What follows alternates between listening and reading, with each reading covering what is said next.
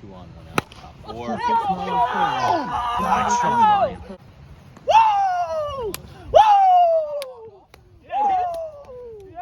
Hey, suck on this. Welcome in, you D-Gens. Welcome to the Slate Show. I'm your host, Corey Zeh. That introduction right there was thanks to Sean Ryan. We'll get into the DX against Armbarn matchup, which was intense, and we'll get into the Stunners against the Diamond Cutters, a matchup of brotherly love, and everything else with Slate 3 right after this.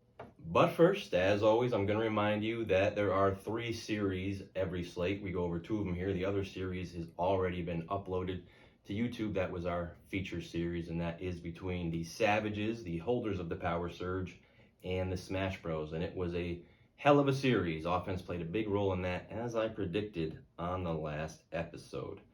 But we're not here to talk about that series. We're here to talk about the other 2, so let's just get into it as always.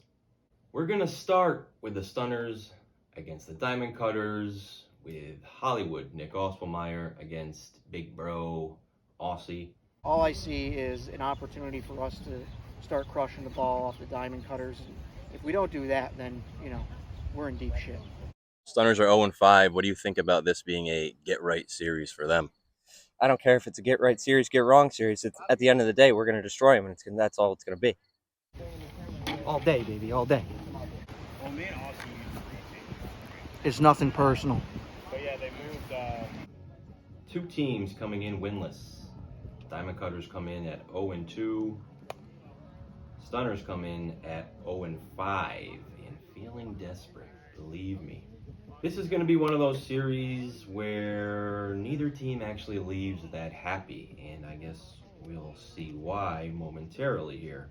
For the Stunners, they were coming in really trying to get their offense going, and honestly, it did not. But could they still pull out these games? That was the question. Aussie on the mound would have a hell of a series, as would Nick. Both pitchers had very, very good outings in Slate 3. We jump right into game 1. We're scoreless to the 3rd, where Mike Curtin changes that. A big 2-run shot. It was really nice to see him get his bat going. Unfortunately, that would be the only hit he had the entire series. But it was enough to put the Stunners up 2-0 going to the bottom of the 4th. And with 1 out in the 4th, I mean, what could go wrong, There I am in the outfield. Should I play the wall? No, don't play the wall. Why would you do that? And Gary Merritt, ties the game. And he is going to send this one, folks, to a swing off. The first swing off of the season. That's right, we don't do extra innings here in Electric City. We do swing offs. So each team is going to pick 3 batters. And we're going to go swing for swing here and see who can get the most home runs. The Diamond Cutters would go with Nick, Dakota, and Gary in that order. And the Stunners would go with Howland, Curtin, and Captain Aussie. Now each batter only gets 1 pitch here. It's 1 pitch, not 1 swing, that's it. You got to throw it accurately and you got to hit it over the fence. You get 1 pitch. And Howland's 1 pitch is deposited. Great start for the Stunners. Nick leads off the swing off for the Cutters, and no sir. 1-0 Stunners after the first round. Both Mike Curtin and Dakota Jackson would whiff in their second attempt. Aussie mathematically can end this one with a homer. Can't do it. So it's going to come down to Gary Merritt, the guy who sent it into extras. And by extras, I mean not extras, because we don't do extras. It's a swing off. He sent it to a damn swing off, which, by the way, also guarantees you at least 1 point. It's kind of like an overtime loss in hockey or wherever else they keep track of overtime losses. You get at least 1 point for losing in a swing off, but you get the full 3 points if you win the swing off. That's what's on the line here. Okay, Nick has been chosen to pitch to Gary. Can he do it again? No. Wow. So the Stunners take game 1, albeit not that impressively, in a 3-2 swing-off victory. They get the 3 points, and they move forward. Diamond Cutters, a little disappointed, holding us only to 2 runs and not winning, tying it up. in not winning in the swing off. They get 1 point, and we move on to game 2. Game 2 would be another close one. The entire series was close. It was pitcher heavy. There wasn't a lot of runs scored, so you're just going to have close games throughout here. Diamond Cutters in this series actually didn't hit the ball too badly. They just didn't hit it over the fence. Just 2 home runs in the series, and everything else was singles. 12 singles on the day. And that trend would stay true for game 2, as they just could not find a way to put up any runs. Nick was doing his thing for the Diamond Cutters, shutting down the Stunners, but he couldn't shut them completely down because Aussie, in the 3rd, finally gets him with a 3-run shot. And it's a 3-0 lead, and it's going to be a 3-0 win for the Stunners as they loosen up their collar a little bit, exhale, and suddenly they have 2 wins on the day despite not doing much offensively. So we go to game 3. Can the Cutters salvage some points here? Can the Stunners come in and sweep despite their offense looking still a little inept here? It will be Aussie on the mound again. He would start all 3 games for the Stunners, and it would be Nick on the mound for the Diamond Cutters, starting all 3 games. No real surprise there, I don't think. Although some people did expect maybe to see Gary or Dakota for the Cutters, and possibly even Mike Curtin for the Stunners. I do expect those guys to take the mound at some point this season, but it didn't happen in this series. Game 3 is going to be more Aussie for the Stunners, and he was about the only one who showed up to play, and thank God he did. Another home run in this one. 2 of them, to be exact.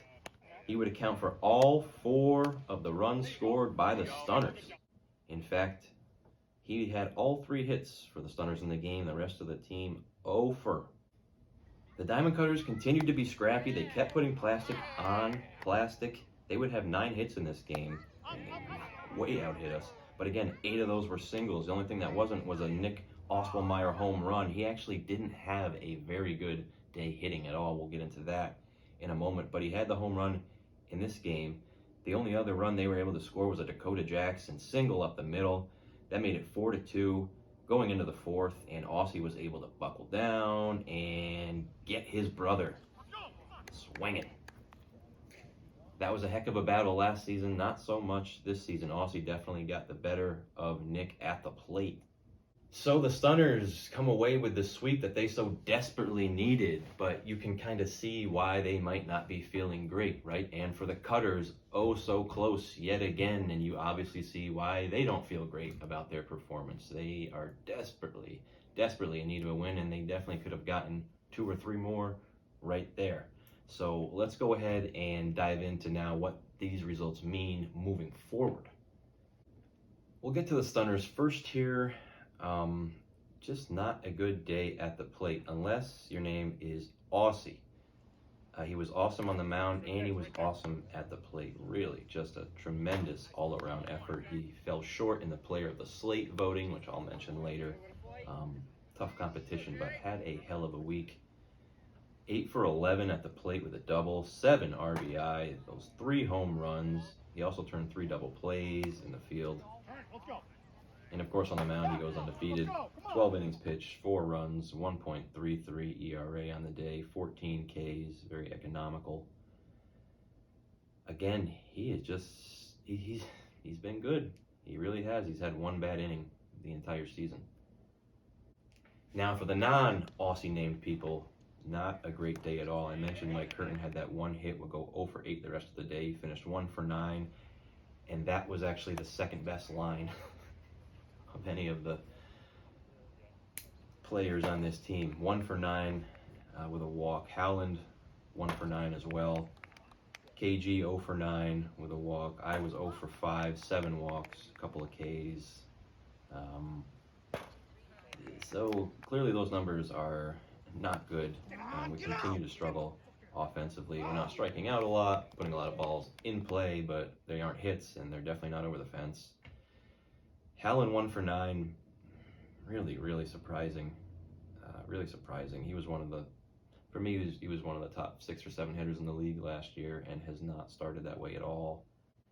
The fact of the matter is, Aussie did what he had to do. We have 3 big hitters in the lineup. It's Aussie, it's Curtin, and it's Howland. You can't have Curtin and Howland going 2 for 18 with 4 or 5 Ks. It just can't happen. You're not going to be successful unless KG and I are hitting 1,000, essentially, which we are not. We are hitting 0. We hit 0 in this series, 0 for 14. Combined, hopefully we don't get sent down. Defensively, it was nice to have the tides turned a little bit. We turned a few DPs on the day. I think we only hit into 1 this series. We had felt like we were hitting into 2 every game. So that turned around, I guess. But other than that, man, besides the fact that we leave going 3-0, there's not much to be happy about. And when you look at the numbers and you look at what happened, I don't think there's any other way to put it than to say, like, we escaped with 3 wins. We were very, very, very lucky to get out of there with 3 wins, with the team outside of Aussie going 2 for 32 at the plate. Now, what is that? And shout out to Aussie for being a one-man wrecking crew. The Cutters just couldn't contain him, and he did just enough on his own, essentially, to beat that team. It's nothing personal. And we're going to have to step up for him on the mound. We got to produce for him. He's producing. We need to do our job. So, for the Diamond Cutters, again, of course, you're disappointed. You're never going to go 0-3 and be happy. Nick pitched really well, okay? If we're going to look at silver linings, he pitched really well. So far, he's been better than I thought he would. And obviously, that's great for the Diamond Cutters. They're in all of these games. They've lost 5 games, and they've lost a game by 1, by 2, by 3, and by 4. And obviously, that 1 is a swing-off loss. They just need to put it together. Honestly, the most disappointing offensive effort of any of those guys this series was from Nick, which was kind of ironic. You can't be mad at him because he pitched great on the mound, and he's the reason why you have a chance to win all 3 of those games. He went 0-3, but 11 innings pitched, 9 earned runs, 12 Ks. But offensively, he's supposed to be their best hitter and their big hitter. He was 3 for 11. He did have that solo home run, but usually that's going to be 6 for 11. And those 3 hits are another win or maybe 2 more wins. And they definitely need their big bats. He and Luke, who were actually both 3 for 11, they didn't really step up, which is why I'm sure they're so frustrated. They look and they say, we held the Stunners to 3 runs, 3 runs, and 4 runs. What more can you really ask for? All right, moving on to our second series of the day, and it was the best one.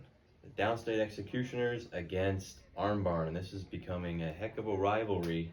We saw on opening day, Corey Kane threw a no-hitter against Arm Barn, and a Sean Ryan walk-off ended that one. Keep that in mind for how this series would go. And the way that it went, for me, was very surprising, especially coming off of the results from just a slate ago. Jimmy basically had the exact opposite outing on the mound this time that he did in Slate 2 against the Stunners. If you remember, in Slate 2, he was very economical. He gave up a ton of balls put in play, only 9 Ks, but only 2 runs in the entire series in 12 innings pitched. This would be the opposite right here. 12 innings pitched again, except instead of going 3-0, he would go 0-3, and he would get touched up to the tune of 17 runs, but he had 19 Ks. He was mowing people down. It's really the exact opposite performance. It's just so weird. You came in wondering, would this series be all about Jimmy Cole the same way that it was when they played the Stunners in Slate 2? And no, it would not be. It would all be about Sean Ryan, the nemesis, the old teammate, the former Arm Barn champion, now signed with DX. He would be an absolute nightmare for Arm Barn in this series. So much so that he would win Player of the Slate. And how can you not with stats like this? 6 for 10, 4 home runs. They were all big ones. 11 RBI against his former team. Wow. I mean, who saw this coming? Well, not to toot my own horn, but me. Actually, I saw it coming. I'll show you in a few minutes. But first, let's dive into the action here. In Game 1, Corey Kane would get the start for DX. You never really know what they're going to do and when they're going to do it. He would pitch Games 1 and 3 in this one, and Cruz would pitch Game 2. a little more straightforward approach, I guess. We don't really have any concerns about the DX pitching, though, either from Kane or from Cruz at this point. It was their bats that we wanted to know. Could they get going and would they get going? And yes, they did, and it did it right off the bat in game one, man. Sean effing Ryan, a.k.a. Captain Clutch, would go yard twice in this game one in a 4-for-5 performance, but everybody was hitting. Cruz had a hit, Tazi had 2 hits, including a double, Alley had a hit, and Kane was mowing people down on the mound. DX put up a 5-spot in the 4th inning to push this one to 9-0, and Armbarn was able to salvage a couple runs on an Anthony Gaddani home run, his 4th of the year. That made it 9-2, but that would be the final. It was kind of never close, and it was a shocking result, given how good Jimmy looked just a couple weeks ago in Slate 2. For DX, they had been waiting for their offense to explode, and boy, did it here. And it exploded in the name of Sean Ryan. Believe me, he was not done. On to game 2. Could DX's offense keep it up? Would Jimmy Cole redeem himself? A little bit yes and a little bit of no to both of those, honestly. But before we get into that, can we just take a moment to praise what Nate Cruz has done? All of a sudden, as Anthony Gaddani said to me at the field, all of a sudden he's turned himself into a pitcher. And he's a really good pitcher. He would pitch a complete game here, 5-1 win, only allowed 1 run here. And he got that offensive performance from his team that he needed. I think he, in his first 2 starts, or a couple of his starts, I don't know. You would think I would look up these stats right now, but I'm just too busy. He'd only given up a run in a couple of his starts and had taken the loss. So, those 1-0 losses are tough. And again, he gives up 1 run, but this time he got the run support that he needed. And guess who went yard again? Sean Ryan. Again, a 3-run shot from this guy. What did he eat? Tazi would have a pair of singles in this game, and he actually had a really good series overall. 6 for 13 with a double on the day. His bat showed up. The DX offense showed up, which is a scary proposition for the rest of the league here.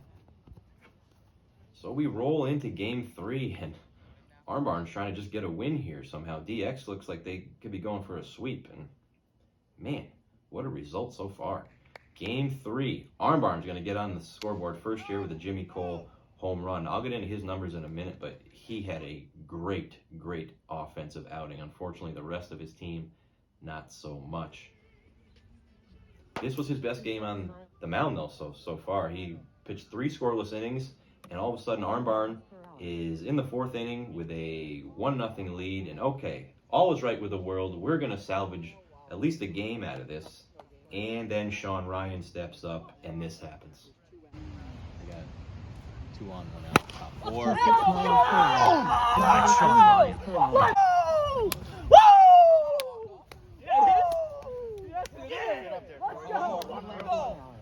Somebody cue Britney Spears because he did it again. A 3-run shot, and all of a sudden it's 3-1.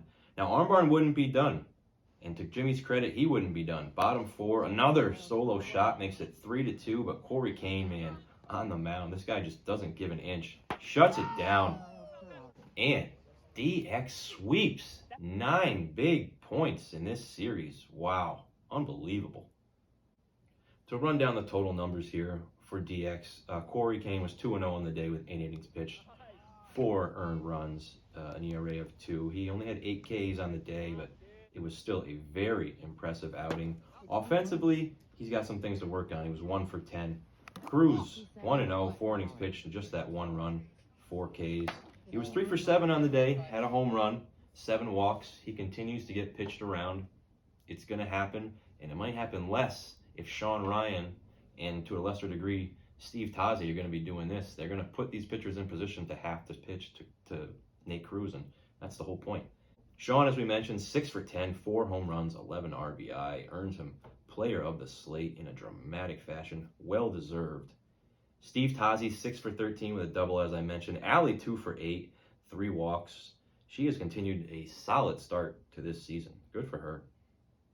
The big picture for DX, I think, is pretty clear. Like, wow, awesome. They just went 3-0. They're clearly on the highest of highs, and they should be, because it's not just that they went 3-0. I mean, the Stunners went 3-0, but we didn't feel good about it. DX should feel good about it, man. Kane is on point. There's nothing fluky about it. If you thought he wouldn't continue the success, well, you're wrong. Nate looks like a great pitcher. He might be one of the top 3-4 pitchers in the league, and he's their number 2 right now. Offensively, team showed up, man. 18 hits, 17 runs off of Jimmy on the day. And speaking from experience, that is not easy to do, not at all. You know, we have been waiting for someone to step up and kind of fill the void that Chris Morse had left offensively. On the mound, Kane had filled the void like that. And now it looks like it might be Sean Ryan, baby. And if Sean's going to hit like that, then you better believe that team is all of a sudden 3 or 4 levels more dangerous than they were coming in. We were already nervous about their pitching. If their offense is banging like this, I actually think they're the best team in the league. And they played like it in this series. And after a performance like that, I chased down Sean Ryan after the series to get his thoughts. Okay, here with Sean Ryan of DX, a huge series against your former squad. 4 home runs today, 11 RBI en route to a sweep. Maybe just talk a little bit about your performance as an individual. Why were you seeing the ball so well today? I mean, definitely helped that me and Jimmy practiced a lot together this offseason. Yep. Pitched to me, I think got together at least 7 to 10 times, and I didn't pitch. He threw the whole time, like an hour at a time, and I think that definitely had a big part to do with it. But I also got the personal pitcher a couple weeks ago, and I've been hitting that, and I noticed I was out in front and everything, and I kind of let the ball come into me, and I was hitting it at me rather than trying to reach out where I would have no power. And definitely showed today. Didn't hit any balls like I did those 4 today, so that felt good. A lot of emotion on that last home run. Did it feel good to do it against your former squad? Is it a little extra motivation? I mean, we saw it again on opening day. You had the walk-off against them, and now you kind of do it to them again. It's come a narrative here. Yeah, I mean, it's just luckily those first 3 home runs I hit off Jimmy, I kind of eliminated one pitch because they were all at the same pitch, so I knew he wasn't going to throw me that pitch. In the at-bat prior, he threw me a sweeping riser that was kind of slow, and I was out in front. And I couldn't do anything besides roll it over, which I did. And I kind of sat that first pitch, and he came right back with it. And I just let it come to me, and I squared it up. And, yeah, I mean, also definitely want to give the shout-out to Corey. He gave up a leadoff home run to Jimmy and kept us right there at 1. You know, without that, they could have went up 4-0. That 3-run shot was still down 4-3. So Absolutely. Keeping it 1-0 right there by Corey helped us out a lot. And then shout out to him for sure. He's having a big year, and we're all hitting. Tazi had a few good hits today, squared him up. Allie had a couple hits today. It's everybody. I mean, our defense today was impeccable too. We want to win. You know, I feel like that's one thing that helps us a lot. We really want to win. Now, I mentioned earlier who could see this coming, and I mentioned me, because I want to read a little blurb from you that I wrote back in February.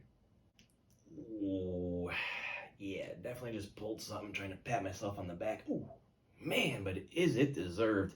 Let me read this to you from something I wrote months ago about Sean Ryan. He's the type of hitter that should flirt with double-digit home runs. Checks out. And just as importantly, and perhaps even more so, is that I expect him to have several walk-offs or game-winning hits for the downstate boys. And Sean has that clutch factor that produces big hits in those big moments. You look at what he's done so far. I'm not going to mention even 3 of the big home runs that he had in this series, but he had the game winner against Armbarn after he had a walk-off against Armbarn at opening day. So, Your Honor, I rest my case. No further questions. I am the GOAT. Hey, it's my pitching hand. Ow. Just kidding, I don't pitch, but I do other things with this hand. No. Well, yeah. But that's not what I meant. Anyway, Sean clearly had a great series. Player of the Slate. Again, congratulations. Their offense had a great series. DX had a great series. So now let's take a look at what this means for Armbarn. And before we project forward, let's look at the actual numbers. And let me mention Jimmy Cole again on the mound, 0-3, 11 innings pitched, 17 runs, an absolute night and day performance between Slate 2 and Slate 3 here. He did have 19 Ks again, only had 9 in Slate 2, even though he went 3-0. But at the plate, he was great. 7 for 10 with 5 walks, 2 doubles, a triple, and 2 home runs. You cannot ask for a better performance than that from Jimmy Cole. And honestly, I didn't even realize that his stats were that good, even being there at the series. It's kind of just effortless for him, but he's just that good. 7 for 10, 5 walks. I mean, you could barely get him out. The problem is the rest of the team. The rest of the team went... Sorry, my brain paused there for a moment. The rest of the team went 3 for 34. Couple of walks, a bunch of Ks. LaVallia for 12, Stoney 0 for 10. Gadani was 3 for 12. He did have a home run, as we mentioned, his 4th of the year, but you know, Stoney and LaVallia, they're so much better than that. But these things happen, you know what I mean? Like, it's just one series, and DX's pitching has been really good. So I kind of am not really concerned about the Arm Barn offense, especially as it relates to other teams in the league. But that's probably the reason that they didn't have much success today, is it was a one-man show with Jimmy Cole, that the same way that it was with Aussie in the first series with Stunners against Diamond Cutters, and the rest of his team just didn't show up. The difference between this series and the other series was that they're playing DX. Not going to be a good enough effort to get things done, and it's tough, you know. You're not going to play your best every week, every slate. We know that, and they didn't, and they went 0-3, which I don't think anybody saw coming, including myself. So, no pat on the back. Forgot about that. It's my pitching shoulder. Moving on and putting a bow on slate 3. Let's check the standings. You've got DX back on top. Giggity.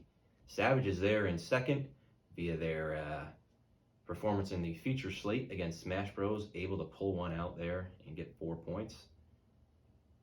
A lot of teams bunched up. Only 2 teams over 500. You have the Diamond Cutters sitting there at 0-5, but again, their average loss is by less than 3 runs. Stunners move up to 3-5. Dynasty had the week off in slate 3. They'll be back in action for slate 4. Let's check the schedule here. Another banger every week, man. Smash Bros, Diamond Cutters, Dynasty against DX, Savages against Stunners. Whew, boy. Big matchups all the way around. We're almost halfway through the season already. Need the monster today. That's what Sean Ryan's been right there. DX colors too, man. Sponsor. Alrighty then. I think we are at the end of the show. I kind of zoomed through this a little bit. We're playing back-to-back weeks, so I'm trying to compact these shows a little bit more than I was, since I have less time to film and edit and do all that. Hope you enjoyed it anyway, and again, give it a like or subscribe, or I don't know, Venmo me money or something. Okay, so we look forward to slate 4 here. I look forward to the skies not being filled with Canadian smoke. Thank you very much. Everyone be safe, enjoy the weather, enjoy your wiffle ball, and again, I'll see you in a couple weeks. Don't forget to check out the feature next week, Dynasty against DX. It's going to be awesome, I promise. We'll see you in a couple weeks. What is this email? I'm being sued by Chris Brown? Oh, being sued by Chris Hess. Okay, yeah, that makes sense. Yeah, come on! Don't even bother, Dakota. Yeah! Great play.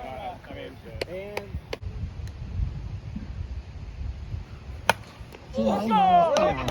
72 miles per hour. Let's go!